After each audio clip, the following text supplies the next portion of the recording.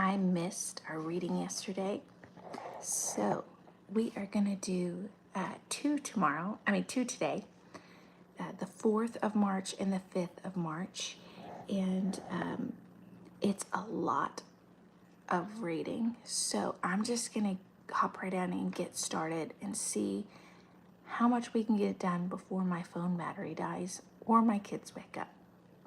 So we are starting in Numbers 16 and we'll end in Numbers 21, if that tells you how much we need to read today.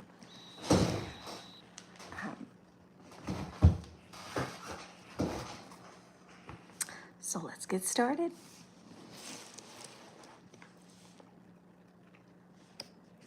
Numbers 16, Korah's rebellion.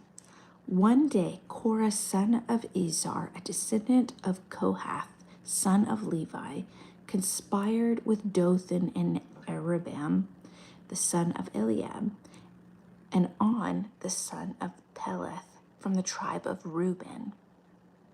They incited a rebellion against Moses, all prominent members of the assembly, and they united against Moses and Aaron and said, "You have gone too far.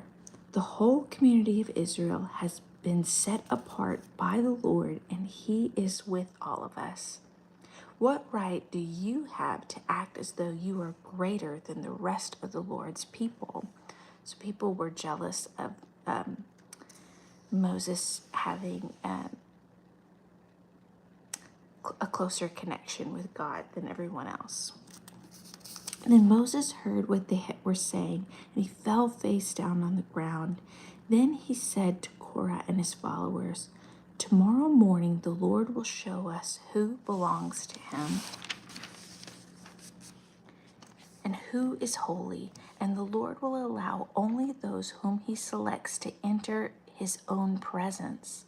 Korah and all your followers must prepare your incense burners. Light fires in them tomorrow and burn incense before the Lord. Then you will see whom the Lord chooses as his holy ones. You Levites are the ones who have gone too far." So all these men in the tribe of Reuben are part of the Levites. Then Moses spoke again to Korah. "Now listen, you Levites. Does it seem insignificant to you that the Lord of Israel has chosen you among all the community of Israel to be near to him, so that you can serve in the Lord's tabernacle and stand before the people to minister to them? Korah, he has already given his special ministry to you and your fellow Levites. You are now demanding the priesthood as well."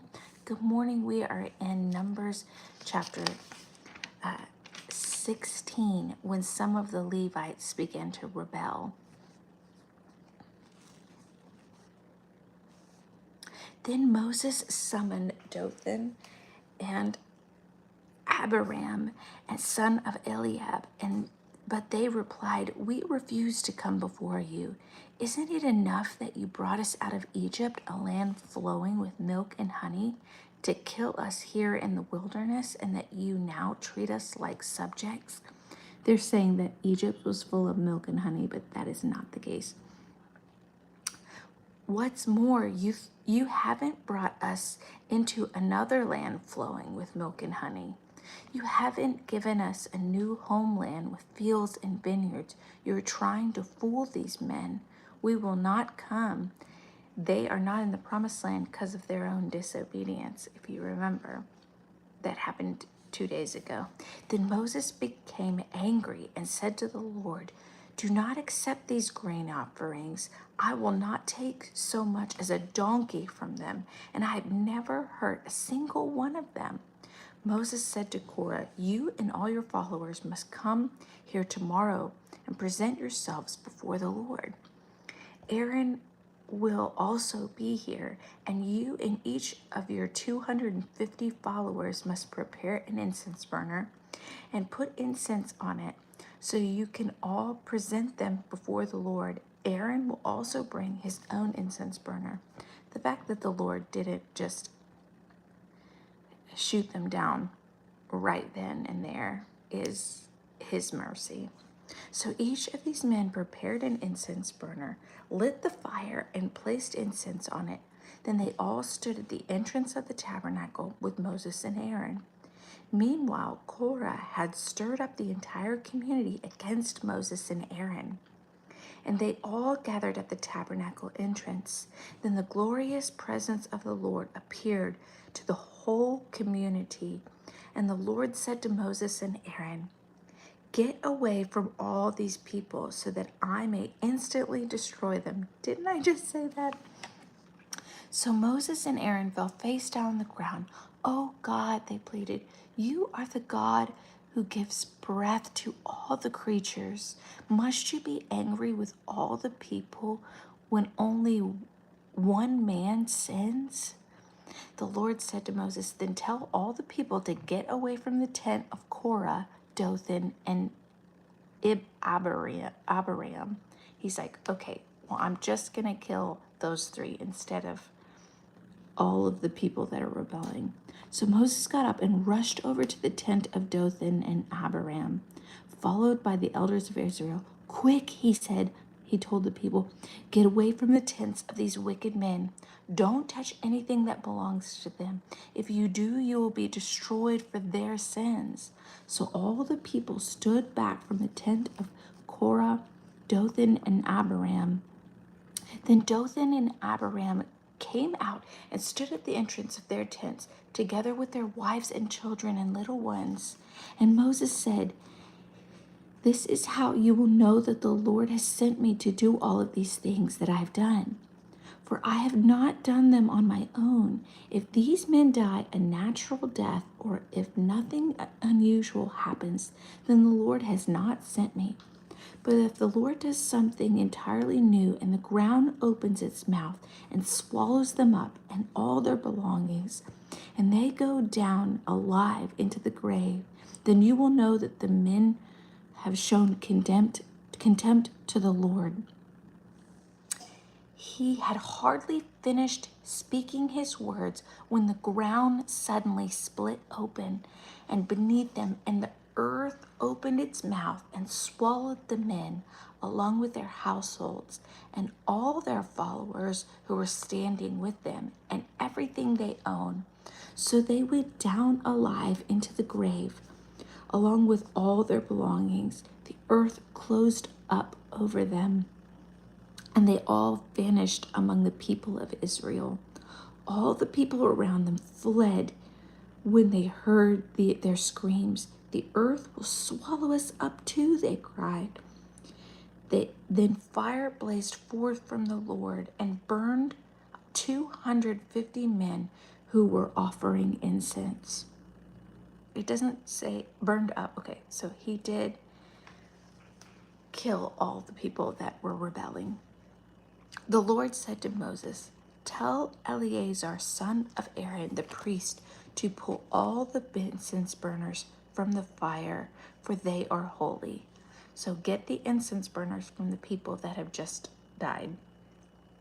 "Take the incense burners of these men who have sinned at the cost of their lives, and hammer that metal into a thin sheet to overlay the altar. Since these burners were used in the Lord's presence, they have become holy. Let them serve as a warning to the people of Israel."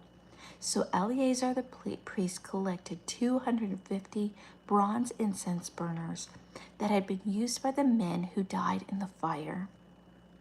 And the bronze was hammered into a thin sheet to overlay the altar. This would warn the Israelites that no unauthorized person, no one who is not descended from Aaron, should ever enter the Lord's presence to burn incense. If anyone did, the same thing would happen to him as happened to Korah and his followers. So the Lord's instruction to Moses were carried out.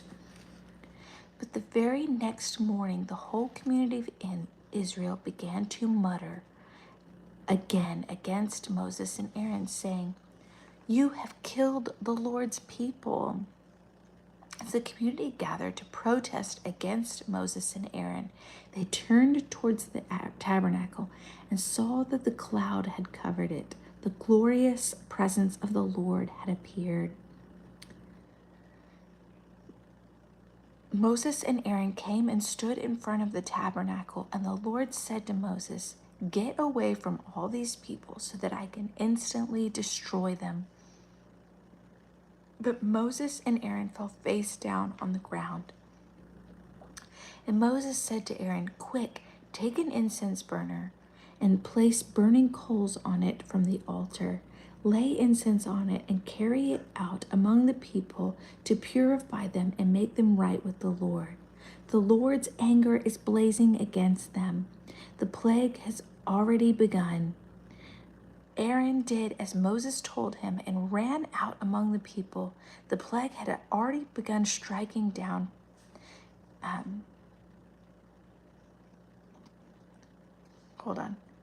The plague had already begun striking down the people, but Aaron burned the incense and purified the people. He stood between the dead and the living, and the plague stopped. But 14,700 people died in that plague before it had stopped, and Aaron returned to Moses at the entrance of the tabernacle. This was a crazy day in the life of Israel. Goodness, that's awful. The Lord is perfectly holy and perfectly just. And when we see awful stories like this, we're quick to say that God is evil, or God's an angry God, or God is not gracious. But this is a perfectly just God, a perfectly holy God in front of a sinful people who must punish sin. This is why Jesus came. It's just as simple as that. Let's keep reading. Chapter 17. Then the Lord said to Moses, "Tell the people of Israel to bring you 12 wooden staffs, one for each leader of the Israelites' ancestral tribes, and inscribe each leader's name on his staff. Inscribe Aaron's name on the staff of the tribe of Levi, for there must be one staff for the leader of each ancestral tribe. Place these staffs in the tabernacle in front of the ark containing the tablets of the covenant, where I meet with you. Buds will sprout on the staffs belonging to the men I choose. Then I will finally put an end to the people's murmuring and complaining against you." So Moses gave the instructions to the people of Israel, and each of the 12 tribe leaders, including Aaron, who brought Moses a staff. Moses placed the staff in the Lord's presence of the tabernacle of the covenant. Then he went into the tabernacle of the covenant. The next day he found that Aaron's staff, presenting the tribe of the Levites, had sprouted and budded and blossomed ripe almonds. Then Moses brought all the staffs out from the Lord's presence, and they showed them to the people. Each man claimed his own staff, and the Lord said to Moses, "Place Aaron's staff permanently before the Ark of the Covenant to serve as a warning to rebels. This should put an end to their complaints against me and prevent any further deaths." So Moses did as the Lord commanded. And the people of Israel said to Moses, "Look, we are doomed. We are dead. We are ruined. Everyone who even comes close to the tabernacle of the Lord dies. Are we all doomed to die?" Well, if they obey the Lord and stop sinning against him. Just a thought. Chapter 18. Then the Lord said to Aaron, "You and your sons and relatives from the tribe of Levi will be held responsible for any offenses related to the sanctuary. But you and your sons alone will be held responsible for violations connected with the priesthood." We are in chapter 18 of Numbers. Bring your relatives of the tribe of Levi, your ancestral tribe, to assist you and your sons as you perform the sacred duties in front of the tabernacle of the covenant. But as the Levites go about all their assigned duties at the tabernacle, they must be careful not to go near any of the sacred objects, or they will die. The Levites must join you in fulfilling their responsibilities for the care and maintenance of the tabernacle. These are all things they know, and they're being reiterated because the Levites rebelled. Some of the Levites rebelled. You yourself must perform the sacred duties inside of the sanctuary and at the altar.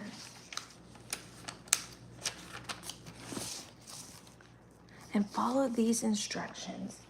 The Lord's anger will never again blaze against the people of Israel if you follow the instructions. We're in chapter 18 of Numbers.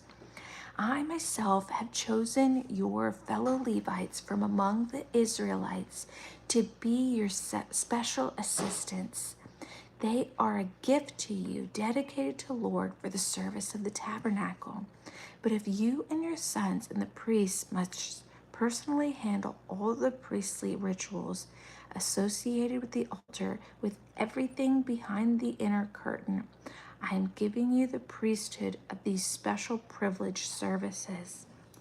Any unauthorized person who comes near to the sanctuary will be put to death. We are in Numbers chapter 18. The Lord gave these further instructions to Aaron.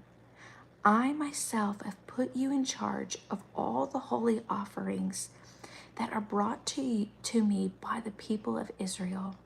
I have given all these consecrated offerings to you and your sons as a permanent share, what they and their families eat. You are allotted the portion of the most holy offerings that are not burnt by fire. These portions of all the most holy offerings include grain offerings, sin offerings, and guilt offerings. Will be most holy, and it belongs to you and your sons. You must eat it as a most holy offering. All the males may eat of it, and you must treat it as most holy. All the sacred offerings and special offerings presented to me when the Israelites lift them up before the Lord also belong to you. I have given them to you and your sons and daughters as a permanent share. Any members of your family who are ceremonially clean may eat of these offerings.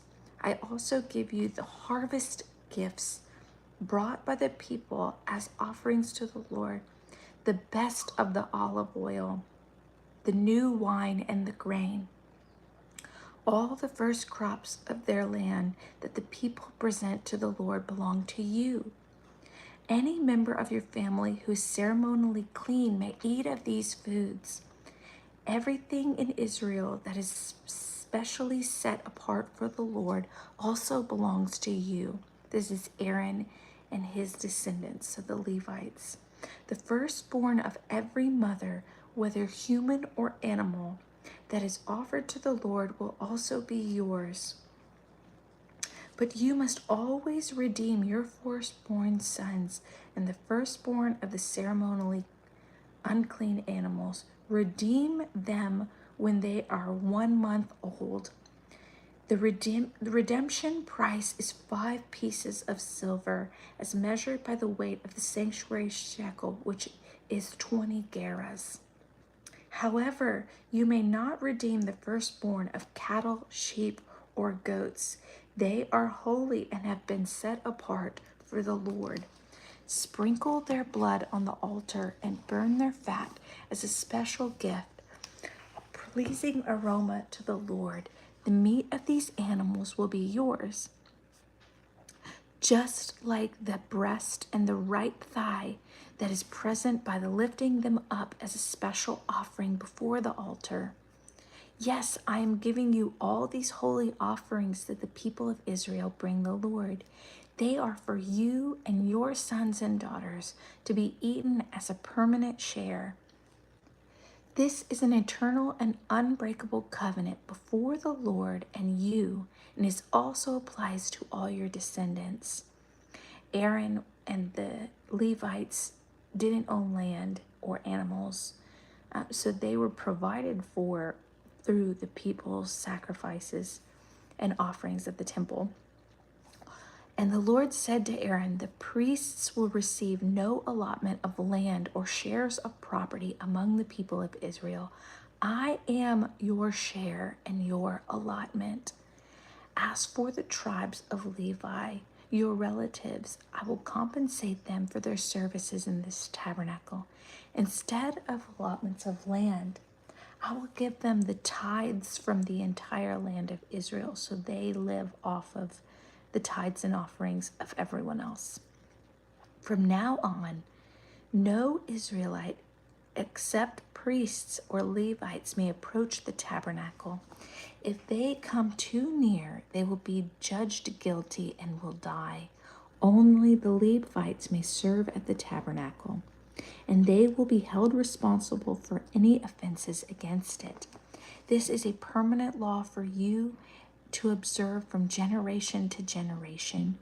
The Levites will receive no allotment of land among the Israelites, because they have given them to they have been given the Israelites tithes, which have been presented as sacred offerings to the Lord. This will be the Levites' share. This is why I said they will receive no allotment of land among the Israelites. The Lord also told Moses, give these instructions to the Levites. When you receive from the people of Israel the tithes I have assigned as your allotment, give a tenth of the tithes you receive, a tithe of the tithe, to the Lord as a sacred offering. The Lord will consider this offering to be your harvest offering, as though it were the first grain from your land, the threshing floor, or wine from your own winepress. You must present 1/10 of the tithe received from the Israelites as a sacred offering to the Lord. This is the Lord's sacred portion, and you must present it to Aaron the priest. Be sure to give the Lord the best portions of the gifts given to you. Also, give these instructions to the Levites. When you present the best parts of your offerings, it may be considered as though it came from your own threshing floor or winepress. You Levites and your families may eat from the food anywhere you wish, for it is your compensation for serving in the tabernacle. You may not be considered guilty for accepting the Lord's tithes if you give the best portions to the priests. But be careful not to treat the holy gifts of the people of Israel as though they were common. If you do, they will die. He's saying, you are getting a tenth of what everybody else is giving to you, and then you Levites need to give a tenth and the best portions of what you're given from the Israelites to the Lord. So everyone's tithing, everyone's giving, whether you're a Levite or not. And don't act like it came from you. Remember that it came from other people's work. So that's a really good thing to remember. Okay. Today's reading, that was a lot already. Now we have today's reading. Numbers 19. The water of purification. The Lord said to Moses and Aaron, here is another legal requirement commanded by the Lord. Tell the people of Israel to bring you a red heifer, a perfect animal that has no defects, that has never had a yoke to plow. We are in chapter 19 of Numbers. Eleazar will take some of its blood on its fingertips and sprinkle it 7 times on the tabernacle. As Eleazar watches the heifer, must be burned, its hide, meat, blood, and dung, a full animal. Eleazar the priest must then take a stick of cedar, a hyssop branch, and some scarlet yarn, and throw them into the fire as well. Then the priest must wash his clothes and bathe himself in water. Afterwards, he may return to the camp, though he will remain ceremonially unclean until evening. The man who burns the animal must also wash his clothes and bathe himself in water, and he too will remain unclean until evening. Then someone who is ceremonially clean will gather up the ashes of the heifer and deposit them into a purified place outside the camp. They will be kept there for the community of Israel to use in the water for the purification ceremony. This ceremony is performed for the removal of sin. The man who gathers up the ashes of the heifer must also wash his clothes. He will remain ceremonially unclean until evening.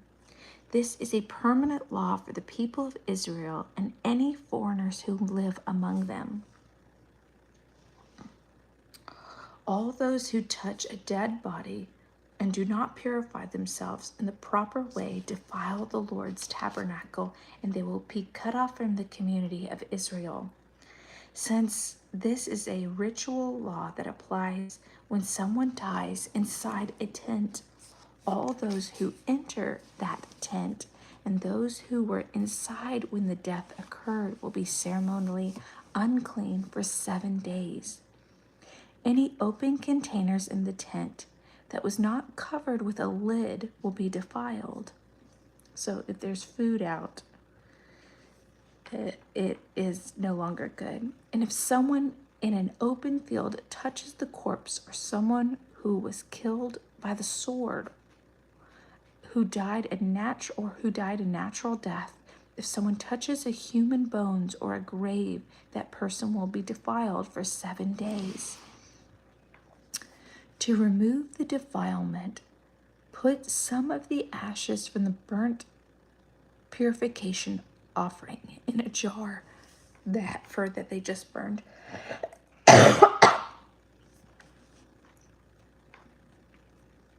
Then someone who is ceremonially clean must take a hyssop branch and dip it into the water. That person must sprinkle the water on the tent and all the furnishings in the tent and on the people who were in the tent. Also on the person who touched a person's bones, or touched someone who killed or who died naturally, or touched a grave. On the 3rd and 7th day, the person who is ceremonially clean must sprinkle the water on those who are defiled. We are in chapter 19 of Numbers. But those who became defiled and do not purify themselves will be cut off from the community if they have defiled the sanctuary of the Lord, since the water of purification must not be sprinkled on them. They remain defiled. This is a permanent law for the people. Those who sprinkle the water of purification must afterwards wash their clothes, and anyone who has touched the water used for purification must remain defiled till evening. Anything and anyone that a defiled person touches is ceremonially unclean until evening. So they probably just need to sit there and don't touch anything, don't do anything, and just wait. Chapter 20. Moses strikes the rock. In the 1st month of the year, the whole community of Israel arrived in the wilderness of Zin and camped in Kadesh, when they were there, Miriam died and was buried. So that's Moses' sister, older sister.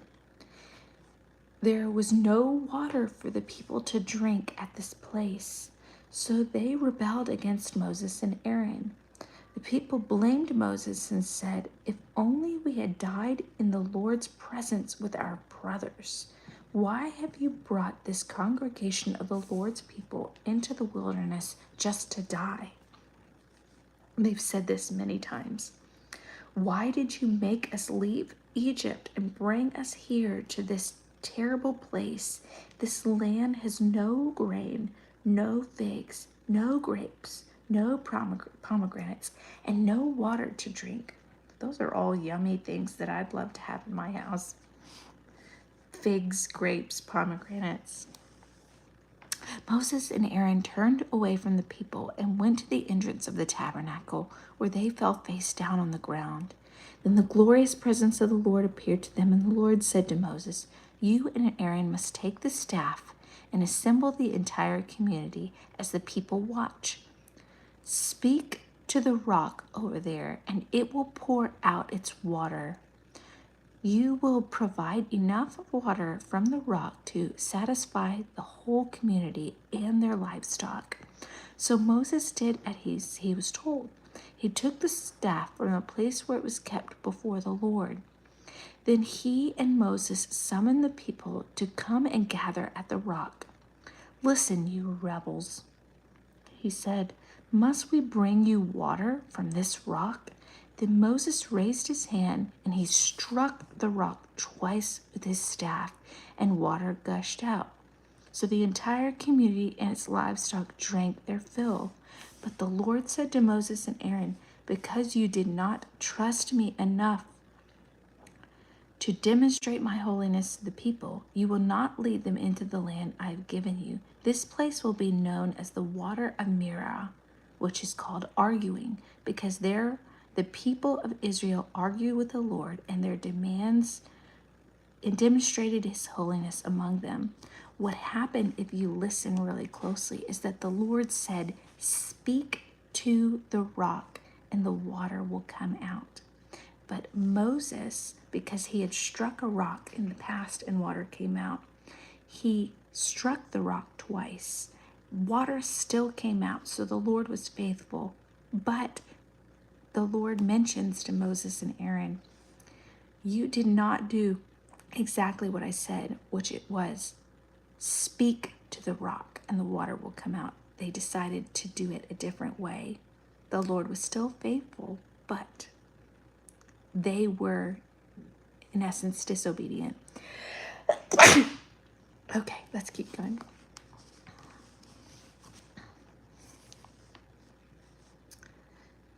Edom refuses Israel's passage. While Moses was at Kadesh, he sent ambassadors to the king of Edom with the message, "This is what your relatives, the people of Israel, say. You know all the hardships we have been through. Our ancestors went down to Egypt and they lived there a long time. And we and our ancestors were brutally mistreated by the Egyptians. But when we cried out to the Lord, he heard us and sent an angel who brought us out of Egypt. Now we are camped at Kadesh, a town on the border of your land. Please let us travel through your land, and we will be careful not to go through your fields or vineyards. We won't even drink your water from your wells. We will stay at the King's Road and never leave it until we passed through your territory." But the king of Edom said, "Stay out of my land, and I will meet you with an army." The Israelites answered, "We will stay on the main road. If our livestock drink your water, we will pay for it. Just let us pass through your country. That's all we ask." But the king of Edom replied, "Stay out. You may not pass through our land." With that, he mobilized his army and marched out against them with an imposing force. Because Edom refused to allow Israel to pass through their country, Israel was forced to turn around. The death of Aaron, the whole community of Israel left Kadesh and arrived at Mount Hor. There, on the border of the land of Edom, the Lord said to Moses and Aaron, "The time has come for Aaron to join his ancestors in death. He will not enter the land I am giving the people of Israel, because the two of you rebelled against me and my instructions at the water of Meribah." Now take Aaron and his son Eleazar up Mount Hor. There you will remove Aaron's priestly garment and put it on Eleazar his son. Aaron will die there and join his ancestors." So Moses did as the Lord commanded, and the three of them went up Mount Hor together as the whole community watched. At the summit, Moses removed the priestly garments from Aaron and put them on Eleazar, Aaron's son. Then Aaron died there on top of the mountain, and Moses and Eleazar went back. When the people realized that Aaron had died, all Israel mourned him for 30 days. The Canaanite king of Arad, who lived in Negev, heard that the Israelites were approaching on the road of Atharim. So he attacked the Israelites and took some of them as prisoners. Then the people of Israel made this vow with the Lord: "If you will hand these people over to us, we will completely destroy all their towns." And the Lord heard the Israelites' request and gave them victory over the Canaanites. So this is the first time that they have used their armies in the wilderness, which is against the Canaanites of the king of Arad in Negev. Then the Lord heard the Israelites' request and gave them victory. The Israelites completely destroyed them and their towns and the places called Hormah ever since. Then the people of Israel set out from Mount Hor, taking the road of the Red Sea to go around the land of Edom. The people grew impatient with this long journey, and they began to speak against God and Moses. "Why have you brought us out of Egypt to die in the wilderness?" they complained. There's nothing to eat here and nothing to drink, and we hate this horrible manna, the food that the Lord was feeding them daily. So the Lord sent poisonous snakes among the people, and many of them were bitten and died. And the people came to Moses and cried out, "We have sinned by speaking against the Lord and against you. Pray to the Lord will take away these snakes." So Moses prayed for the people. Then the Lord told him, "Make a replica of this poisonous snake and attach it to a pole. All who are bitten will live if they simply look up at it." So Moses made a snake out of bronze and attached it to a pole.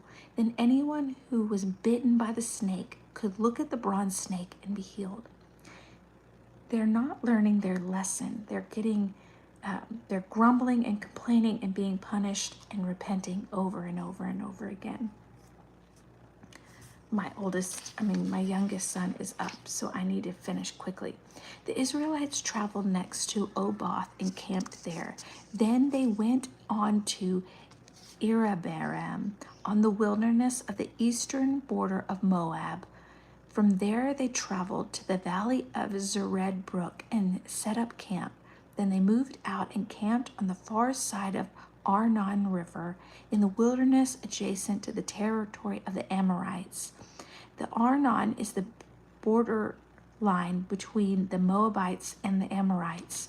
For this reason, the book of the wars of the Lord speaks of the town of Waheb in the area of Zupah and the ravines of the Arnon River and the ravines that extended as far as the settlement of Ar on the border of Moab. That was a lot of words. From there, the Israelites traveled to Beer, which is the well. The Lord said to Moses, "Assemble the people and I will give them water." There the Israelites sang this song: "Spring up, O well, yes, sing it praises. Sing of this well, which princes dug, which great leaders hollowed out, which their scepters and staffs." Then the Israelites left the wilderness and proceeded through to Matana, Nahalel, and Bamoth, which are cities. After that, they went to the valley of Moab, where Pisgah Peak overlooked the wastelands. Ooh, what's that? Is that a desert? I don't know. The Amorites sent ambassadors to King Sihon of the Amorites with this message: "Let us travel through your land. We will be careful not to go through your fields or vineyards. And don't worry, we won't even drink the water from your wells. We will stay on the king's road until we pass through your territory." But the king of Sihon refused to let them cross his territory. Instead, he mobilized his entire army and attacked the elder Israelites in the wilderness, engaging in a battle at Jahaz. But the Israelites slaughtered them with their swords and occupied their lands from Arnon River to the Jabbok River. They went only as far as the Ammonite border because the boundary of the Ammonites was fortified. So there was some sort of wall.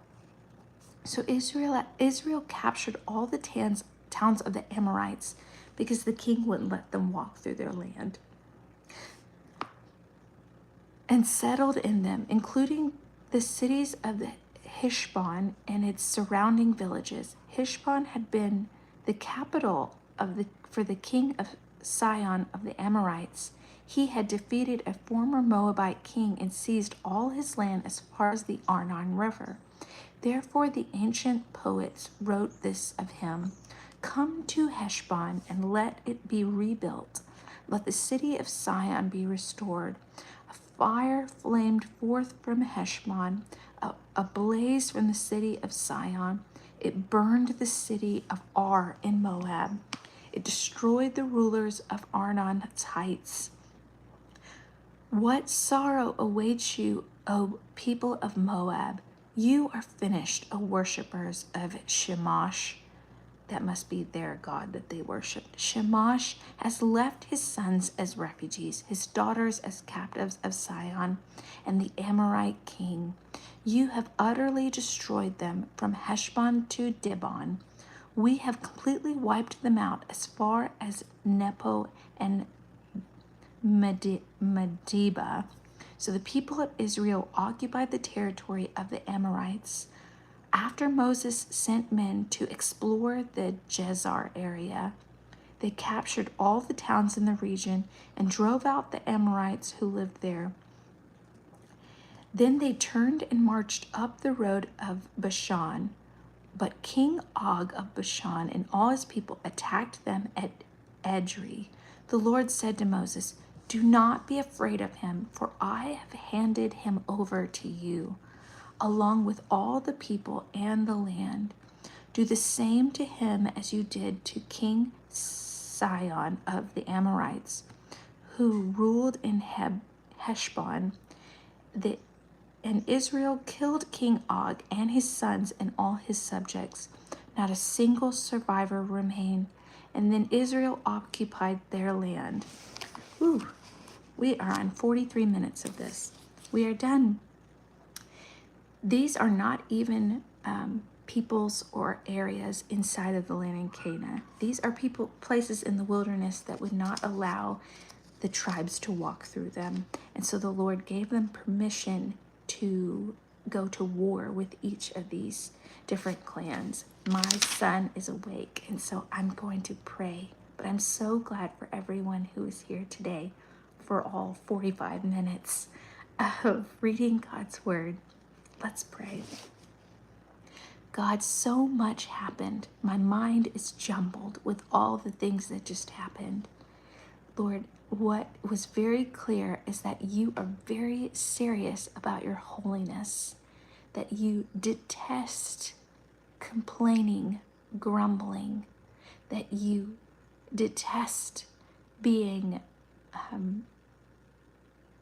disobeyed, and you are God and we are not.